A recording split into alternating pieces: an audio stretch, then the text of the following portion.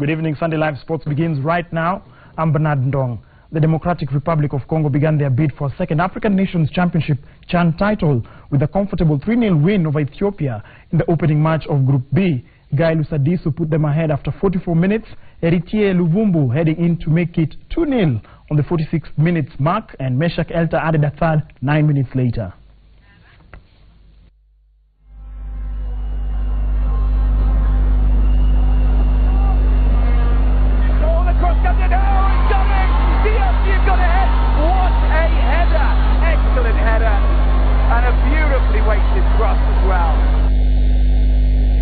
Looking ever dangerous.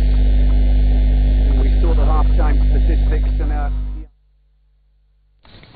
19-year-old Tejas Hirani participated in his last race in Kenya this season earlier today in Magadi in the run-up to the RX Lights Winter and World Rallycross Championships campaigns. True to his form, Tejas won the two-wheel drive non-turbo race, completing 4 hits in a time of 10 minutes 32.25 seconds, and he was followed by Manfred Sagu and Sahir Mughal. Tejas was recently taken up by Global Titans in Rallycross Augsburg MSC as part of their team in Sweden. Meanwhile, 13-year-old Rajveer Teti won the junior non-turbo class in a Daiwo Cielo, and he is being touted as the next Hirani. In other races, Imran Hakada won the two-wheel drive turbo category. Jafar Sehmi won the four-wheel drive non-turbo, while veteran rally driver Azar Anwar won the four-wheel drive. In Kenya, so I'll definitely be coming back to practice here most probably. Windies Double and Jay Grayling are some of the winners in this year's Britam Guineas Horse Racing Challenge, as Grayling was the first to the podium after winning a tightly contested race in the 1600 meters race in a time of 1 minute 42 seconds, and was followed by Daniel Tanui in a time of 1 minute 49 seconds as Richard Kibet took third place, and he was followed by Patrick Ngoge. In the second race, Jay Muhindi took an early lead in the 2400 meters race and went on to finish fast, registering the fastest time in the event, clocking 2 minutes 34 seconds, and was followed by Kimani Muhindi, then went on to win his second race, the 3200 meters race. We now cross over to Iten, the home of champions in Elgeyo Marakwet County, where athletes from all over the world are converging to prepare adequately for the 2016 Olympic Games in Rio that are set to take place in August. This time round, the training ground is playing host to a group of Sudanese athletes.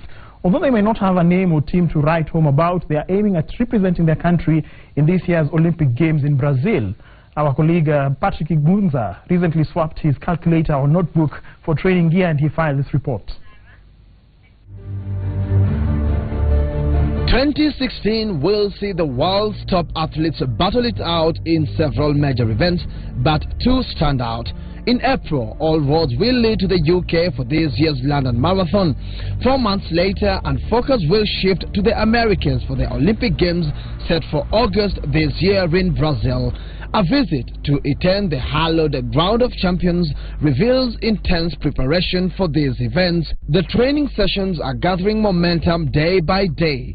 And when you go to Rome, it's advised that you do as the Romans do. What captures my attention, though, is this group of athletes who may easily be mistaken for Kenyans. But no, they hail from Africa's youngest nation, South Sudan. I dream to become a champion.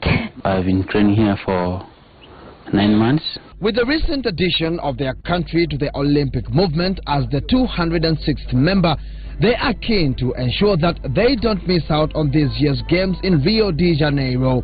Felicia Fostone runs the 5,000 and 10,000 meters races.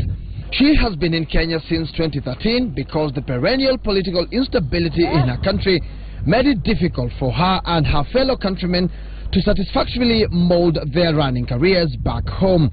We are facing many things, like we don't have a stadium, we don't have a sponsorship.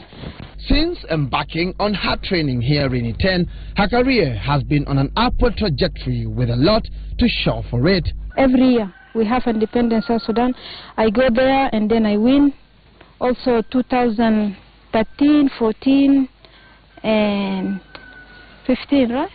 Yeah, 3 times I'm the winner in my country. But given that she is a self-sponsored athlete, her stint here hasn't been short of challenges. Do you feel at home while you're training here in Kenya? Actually, I feel at home, but sometimes it's too much difficult about many things. Like what? Like we need to put visa. Sometimes we don't have the money for the visa. So sometimes our family, our parents, never have money to send for us. A similar story is told of her brother-in-law, Santino Kenyi Wanyang. He fled his water nation to chase his dream of becoming a professional athlete. As a junior athlete, his plan is to first earn his stripes in local races before joining the international league. But it won't be smooth sailing for these athletes, considering that theirs is a sport already dominated by traditional powerhouses such as Kenya and Ethiopia. Perhaps this is the reason why they won't stop at anything to achieve glory on the track.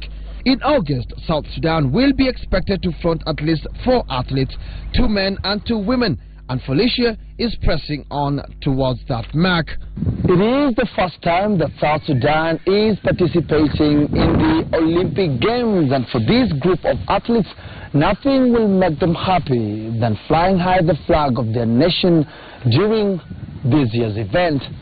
Patrick Igunza, Citizen TV in Iten, Elgeyo Marakwet County. Thank you, Patrick Igunza, for that report. Of course, the discussion here in the studio is the fact that whether or not Igunza can actually go the full length, he can actually run the 5,000 meters and the 10,000 meters. You saw him there warming up with the South Sudan athletes. Now, on the international front, Wayne Rooney scored the winning goal as Manchester United edged Liverpool by a solitary goal. In an entertaining match that was played at Anfield, Arsenal and Stoke shared the spoils in a goalless draw as the Gunners went to the summit of the EPL standings.